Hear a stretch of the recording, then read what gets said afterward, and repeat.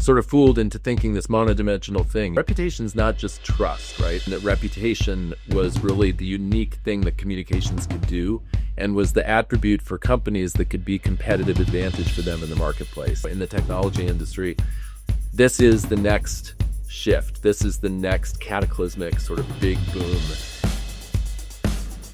Líder mundial en comunicaciones estratégicas centradas en generar valor para los clientes a través de la reputación. Respaldado por una amplia experiencia de más de 30 años en marcas, tecnología y agencias, ha dirigido equipos en varias de las empresas más reconocidas a nivel mundial. Guía por naturaleza, creativo e innovador. Él es duBrowa, CEO Global de Burson. So, Corey, I'm really happy to spend some time with you.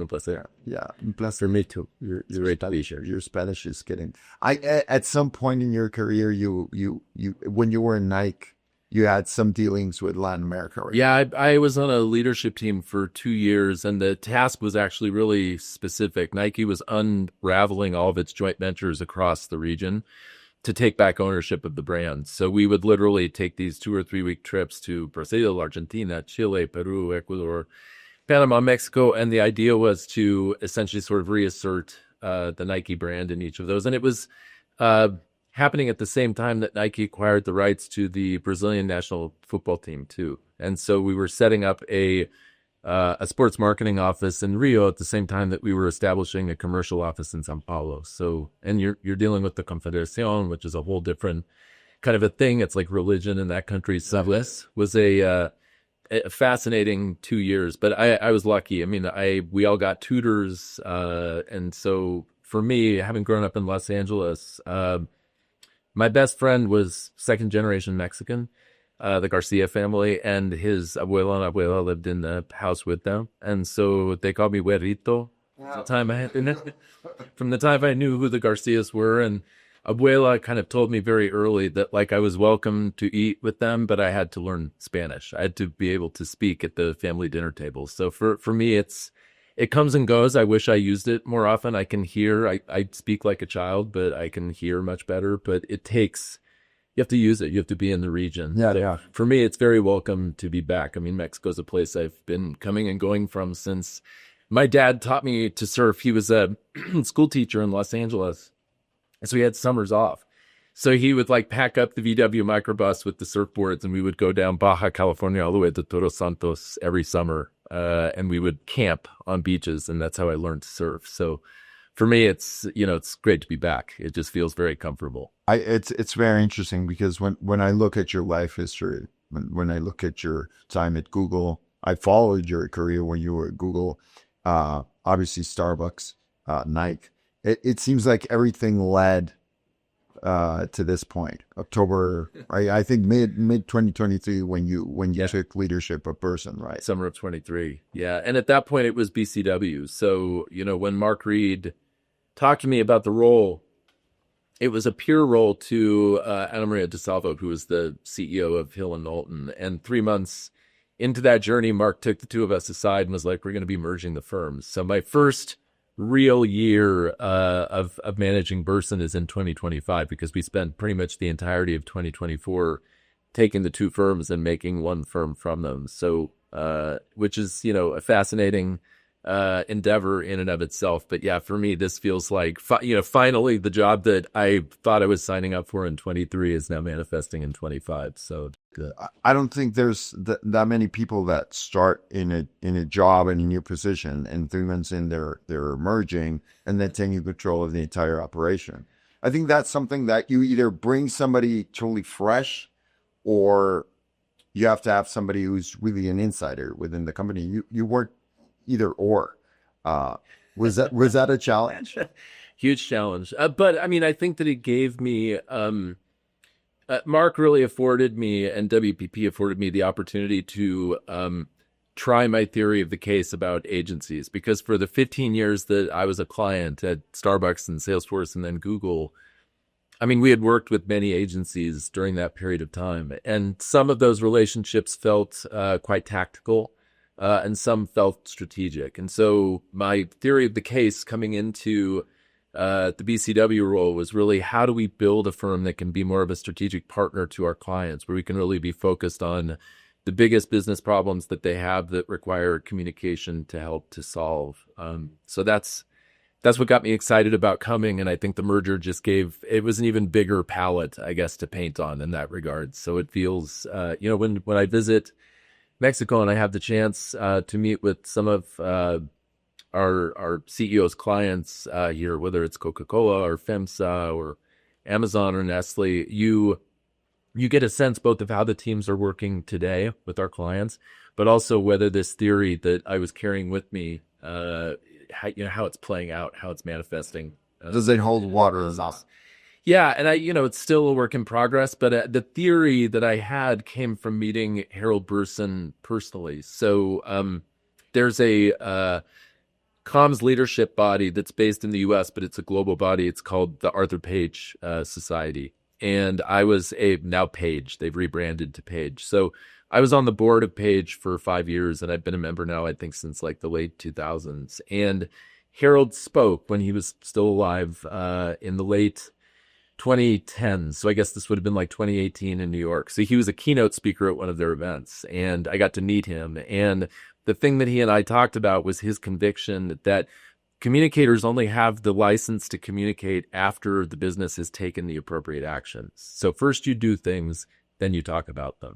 And to me, I was like, this is my mantra. It feels like this is the advice I've been giving to CEOs for the better part of a decade. And so when the opportunity came to lead the firm that was, named after Harold and that he had built, 70 plus years ago, he started with the conviction that reputation was really the unique thing that communications could do and was the attribute for companies that could be competitive advantage for them in the marketplace. He was convinced that reputation, such as it was measured, was really the thing that separated wheat from chaff in the marketplace. And so that's what I came to BCW and now Burson really thinking about was, how do we take modern tools of the trade with maybe AI as sort of the foundational layer and give our communicators better data, better insights, better tools rather than the lessons of experience or sort of the pattern recognition that comes with having done these jobs for decades. So for me, it felt validating, but as you say, we're on a journey and it feels like we've sort of just started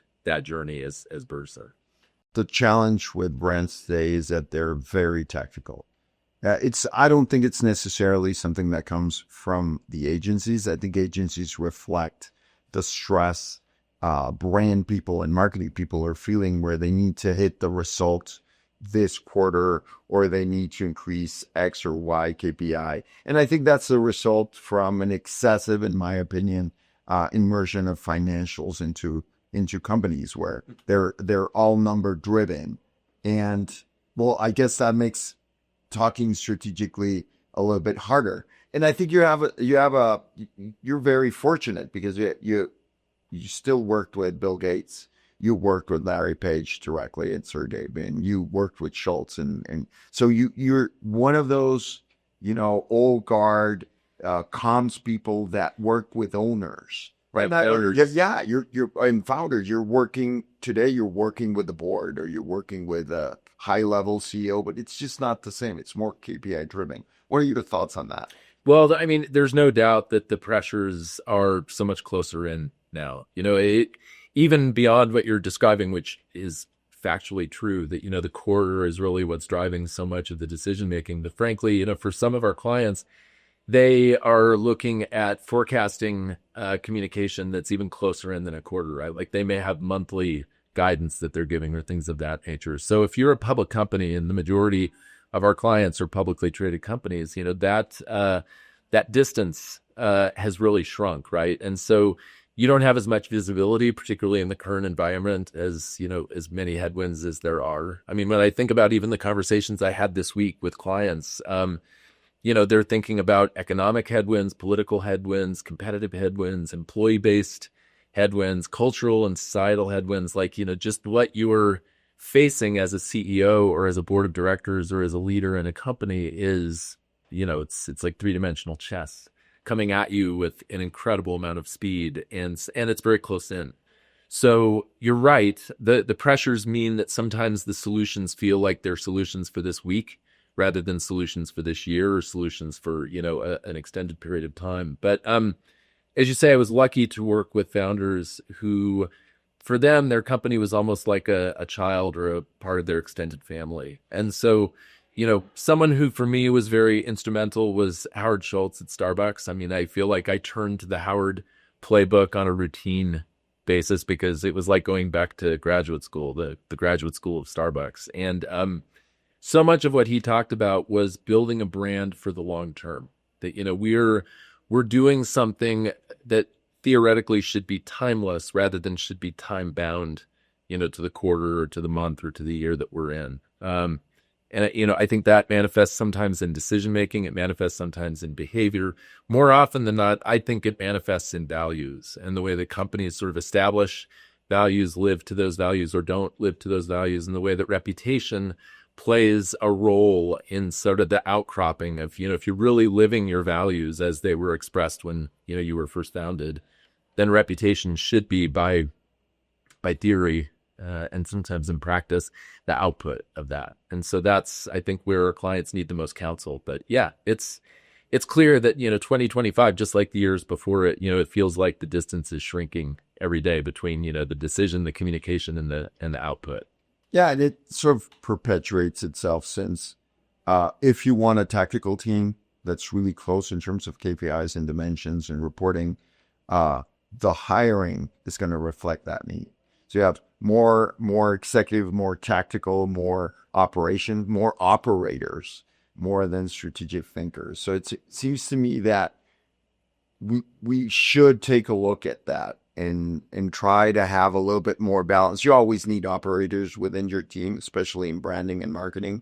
And when you look at what's happening in marketing, it's moving so much towards experiences and promotions and sponsorships. You need operational people for sure in the field. You just have to be able to get things done. Of course. But you also need consultants. You also need people who are thinking about how to give advice that, yes, sometimes is about communication, but often that advice is how communication is tied to a business action. And then, so again, I think that if Harold Burson were here in the room with us, or, any other place that we travel, I try to think of him a little bit as like the angel on the shoulder. Like, what would he be telling us about our consultancy, about our ability to give timely advice that's actually as much about the business of our client's business as it is about the communicating of the messages of our client's business. And so I think that's where we think a lot of the value comes from.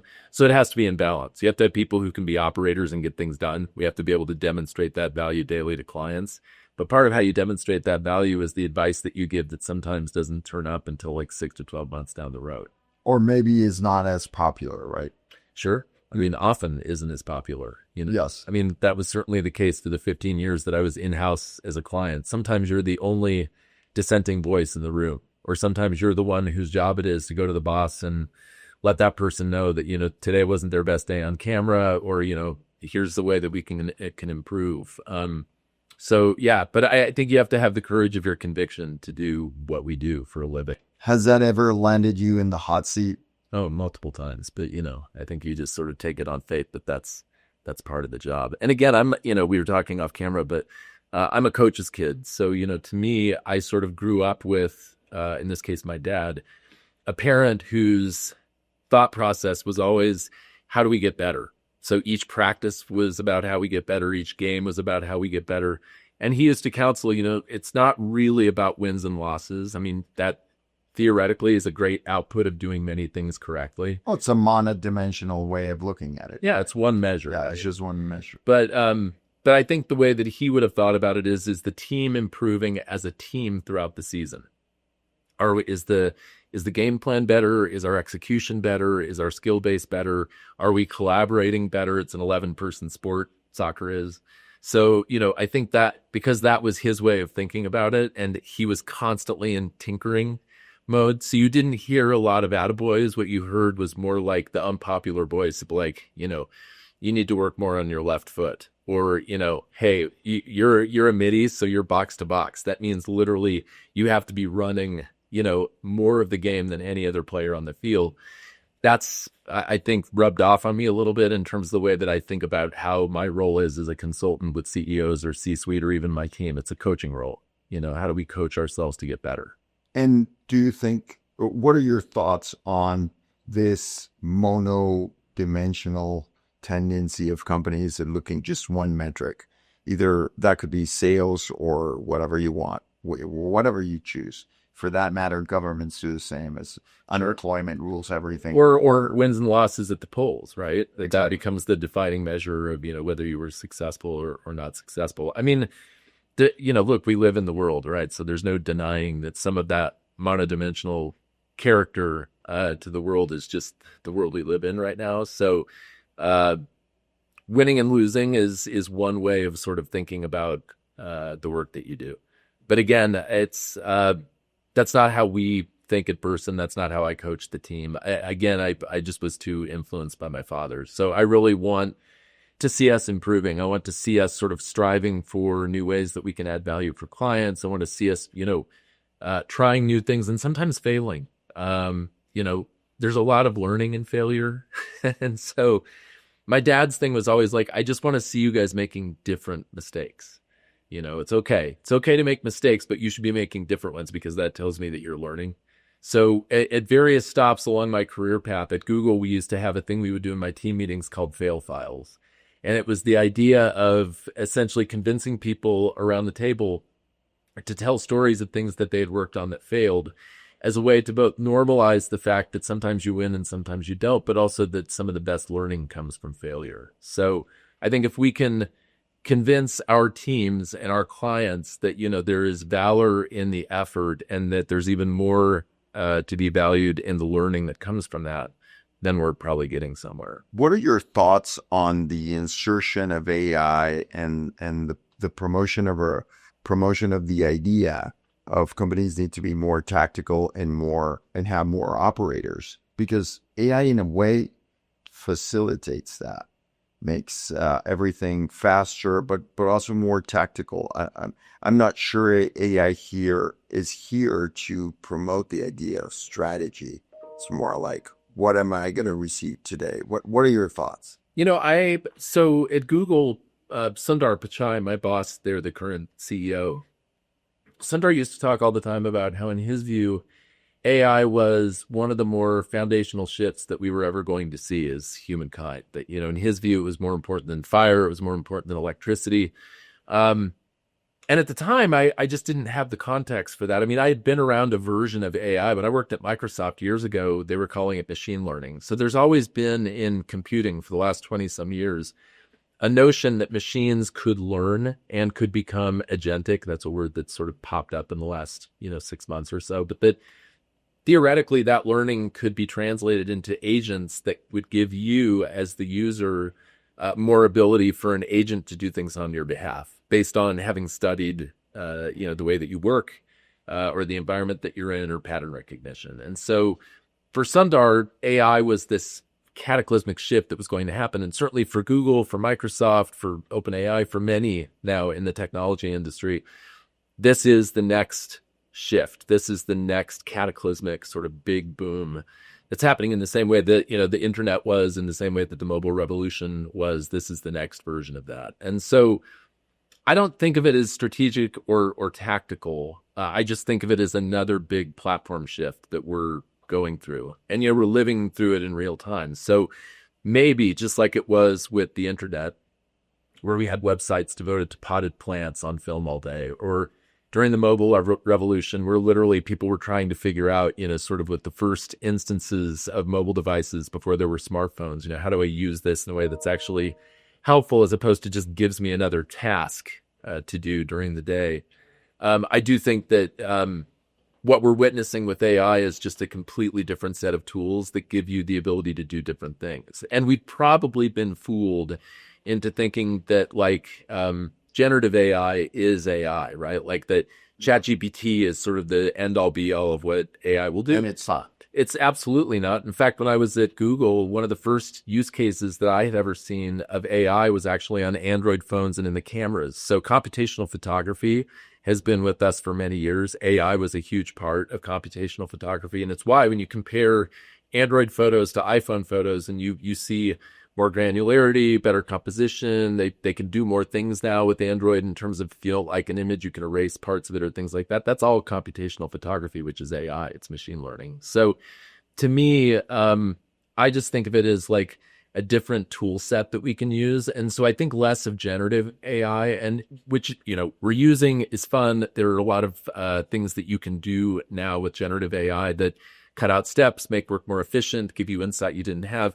But to me, it's really cognitive AI. It's the fact that all companies sit on just mounds of data that they don't have the ability to extract insight from, or at least not, they don't have the ability they would like. They would like to see much more insight from the data that they have than they currently have access to.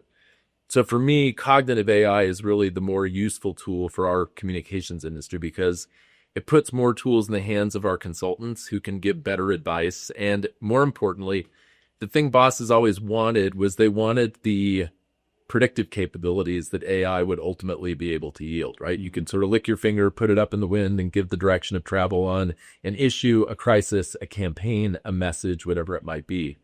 So that's the kind of thing that we're working on right now. We have a tool called Decipher that essentially looks at how believable an issue is and how fast it's moving, puts it into a grid so that you can see it against what your mean is. And then it gives you the ability to test messages, basically using generative AI that give you a sense of whether you can blunt an issue, whether you can grow that issue or the believability of your message compared to your mean.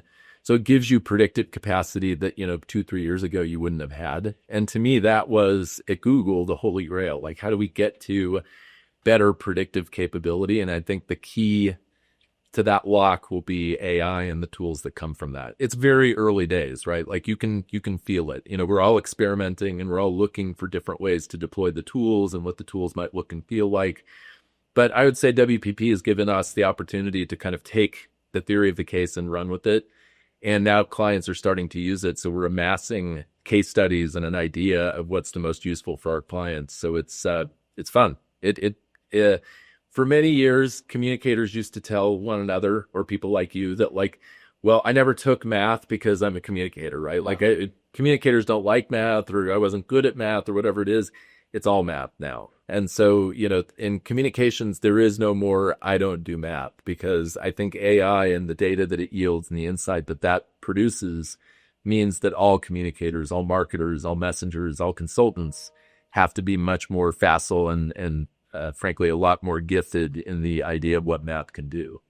It seems to me that agencies started, first they were adamant about using, they weren't convinced, I would say, about using AI, and then the pendulum swift, and now they're all in.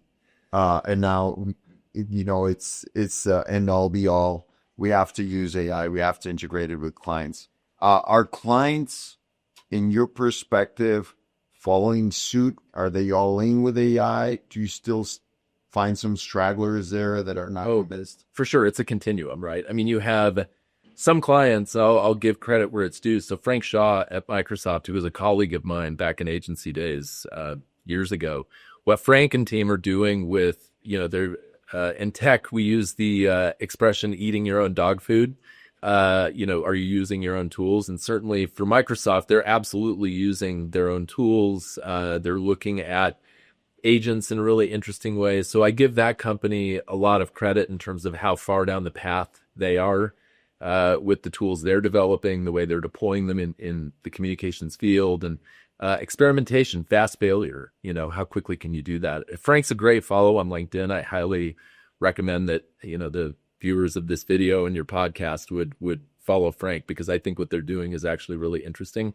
And then you'll have a bunch of other clients that you'll be surprised to learn are just starting. They're just starting to experiment, or maybe they haven't really thought about how to deploy it yet, but there are subject matter experts on the team that feel a lot more confident in using some of the generative tools, for example. And that's, part of how the internet worked. It's part of how the mobile era worked, where, you were trying and failing, or you were trying and sort of learning what things were applicable and which things, just felt more trivial. And so I think we're at that experimental phase right now, but I think it's quickly evolving from experimentation to some of what Frank and his team are doing at Microsoft, which is just a more systemic, strategic approach to the way they're thinking about AI. And as you said, I mean, in some instances that will yield like really specific efficiency results, where they can start to think about ways of work, processes, or organization structure in a different way.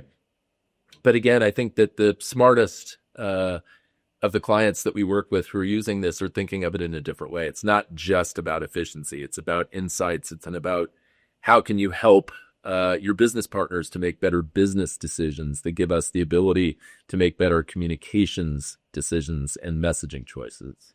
We discussed a little bit off camera that we were in this as a whole. The entire world is at a transition stage.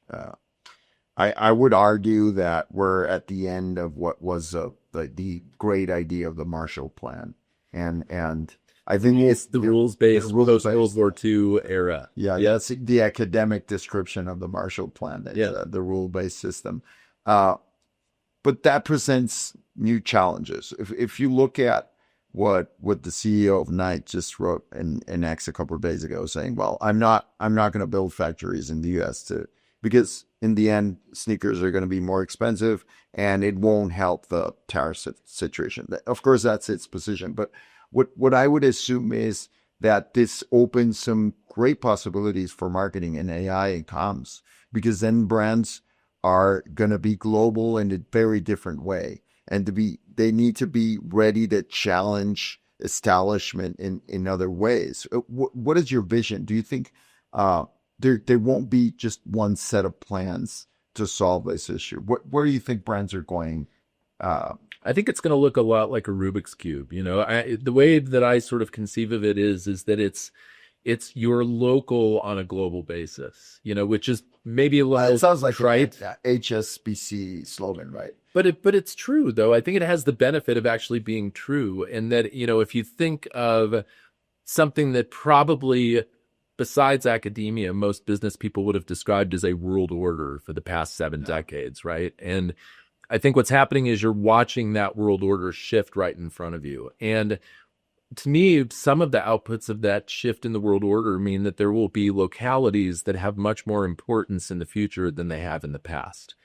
Mexico is actually, to me, a great example of this. It's been a terrific trading partner for our country for decades, arguably centuries. And so, to me, the importance of this world order shifting might be that if you were thinking about manufacturing capacity, and maybe you were looking at some of the arbitrage that will happen with tariffs, where people are making different decisions about where their manufacturing is located, where the constituent parts or the inputs to that manufacturing process come from, and where it can be done more efficiently at lower cost with better skill, maybe at greater proximity to its end destination. To me, if you're the U.S. and you look at Mexico, you say Mexico has so many more opportunities simply because there are things about the way that we've traded historically with Southeast Asia that could be completely changeable in the next 10 years. And to me, that makes Mexico a beneficiary. So I think that it's that kind of Rubik's Cube shifting that's going to happen over the next 10 years. And as we started this conversation, I think there will be some winners. I think there'll be some losers. And I think there will be a lot of grayscale in between where those changes aren't immediately manifest. So if you're Elliott Hill, I think you were talking about my friend who's the CEO of Nike, who I think they're very smart. They have years. You can argue that in some ways they help to build the global model that exists today about what it means to design, but not necessarily build or manufacture something. And Apple built upon that. Yeah, design in California. Exactly. So I think if you think about the experience that they've had and the longitude of that experience, I give them a pretty good shot at being successful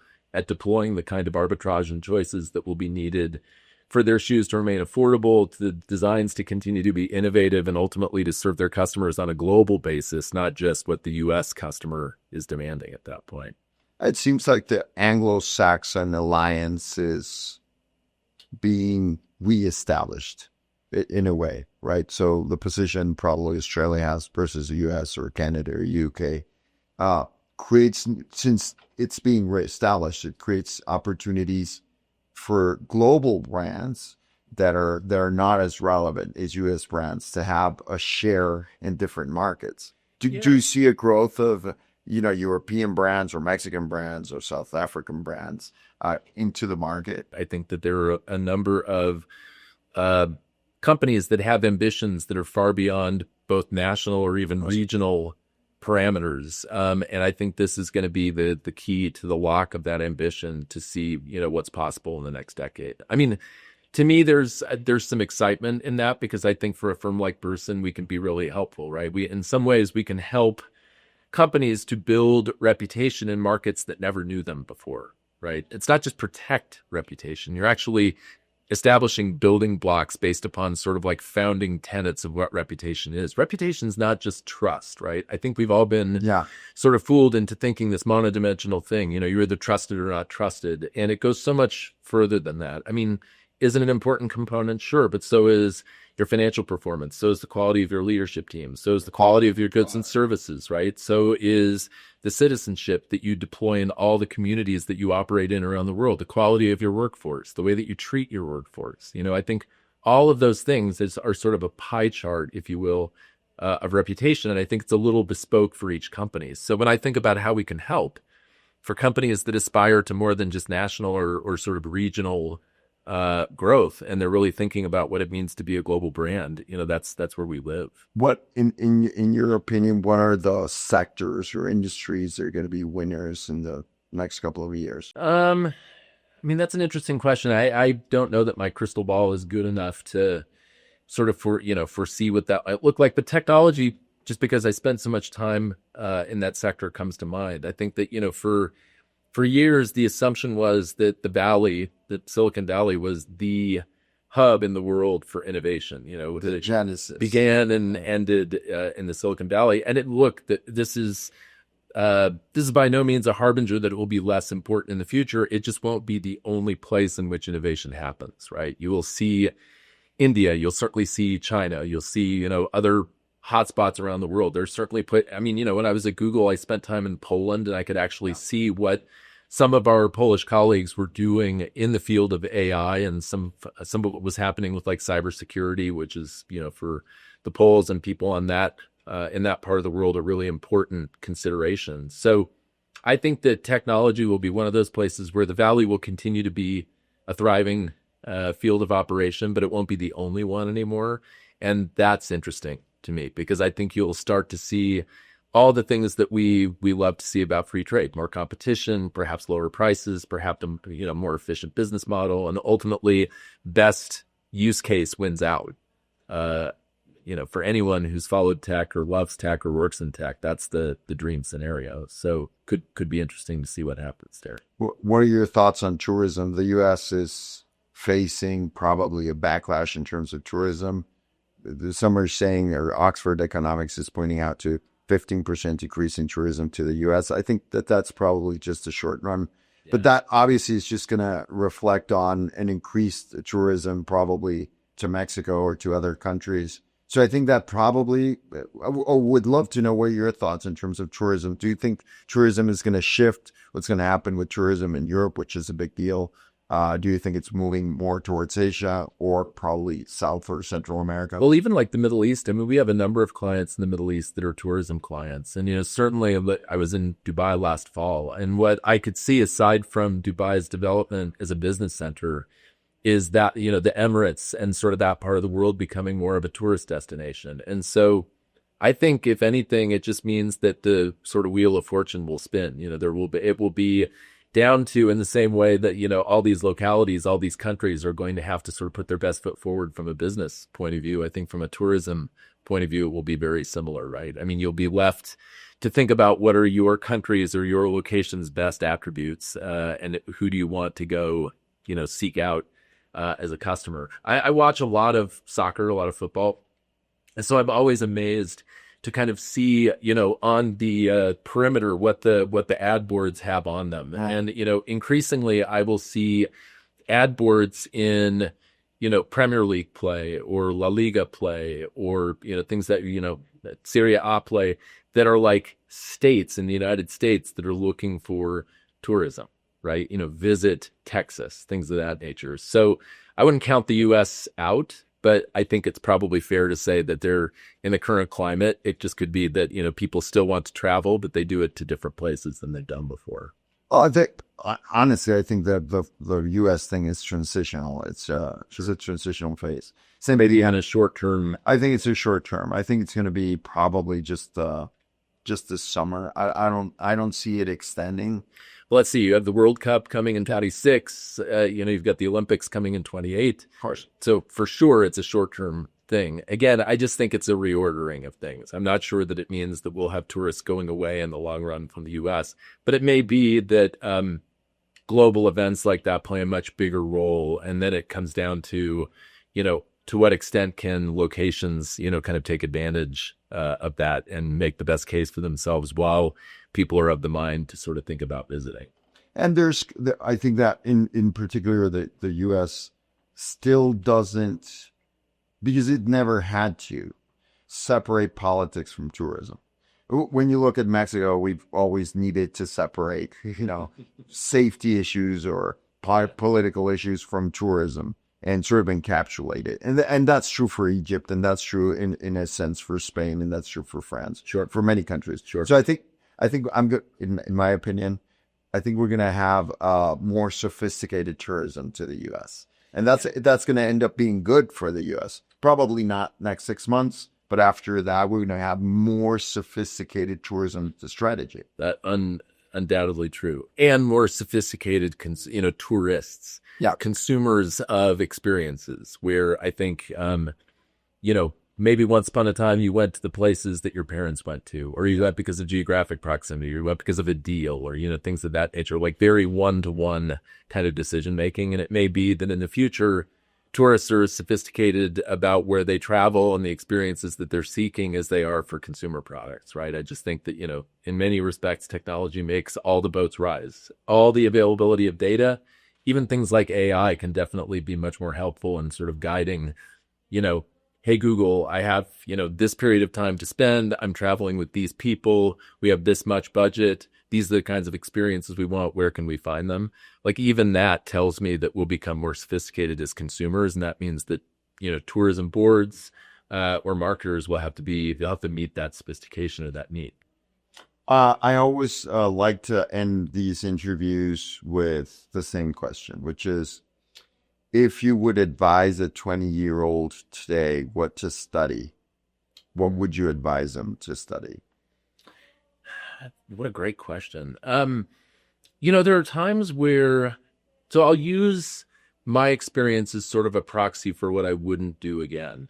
Wow. So I was convinced that in high school, because I edited my school paper, Peter Jennings and Tom Brokaw were sort of like ubiquitous on my, national TV news.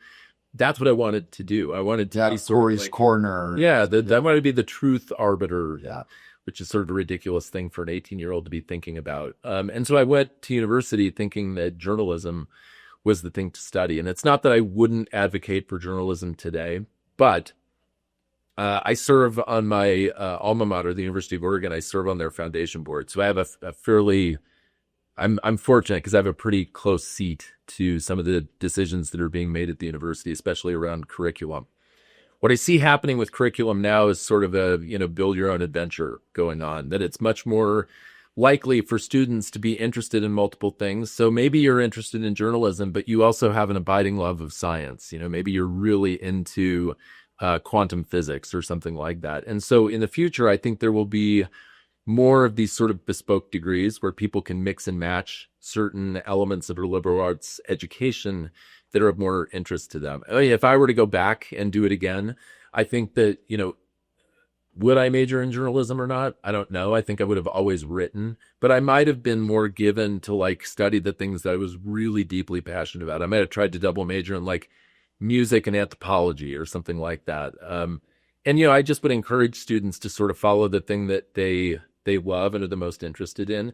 We all get really bad advice, which is, follow your passion professionally, which if I had done that, I would be a starving musician, right? It would have never probably amounted to anything because the bands I was in were no good. But you follow your skill, right? And so what I knew was a skill was writing from the very beginning. And it was really about how did I apply that skill, that communication skill, to what I was going to do professionally. And it just took different forms over the years. Sometimes it was marketing. For a period of time, it was human resources, and then it became communications basically for the last 30 some years. But yeah, I think I would advise students to sort of be more open to the things that they think they're really deeply interested in and they want to sort of rabbit hole all the way to the bottom of. And I think increasingly that'll be a mix and match affair.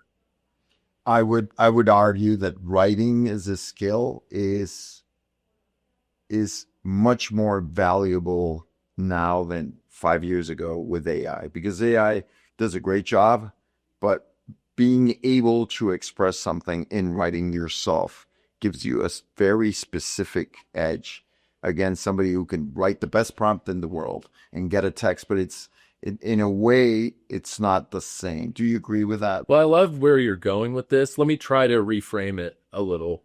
I think what you're saying is that point of view is greater than facts. And what machine learning can do today, and it will become much smarter, much more quickly, is it can yield facts very quickly, very succinctly, and in an order that kind of makes sense. But to go from facts to point of view requires something different than just a recitation of facts. It requires sort of deep knowledge or understanding or a connection of dots and some thinking. And to me, that's what writing really is it's sort of a palette for your thinking. And so that's kind of how I think about that. I agree. I love how you reframe that. Rory, I would spend 2 more hours here, but I know your schedule is packed. Thank you very much for this time. Thank you very much for spending some time with Medica 2.0. We're very happy to have you in Mexico. Hopefully, I'll see you at Cannes. I hope so as well. Un placer, senora. It was delightful to have you here. Thanks for coming to visit us and for the opportunity to chat. It was great. It was amazing. So I'll see you at Cannes then. Okay. However it went. It's a date. We'll see you. It's a date. Thank you very much, guys. See you next week.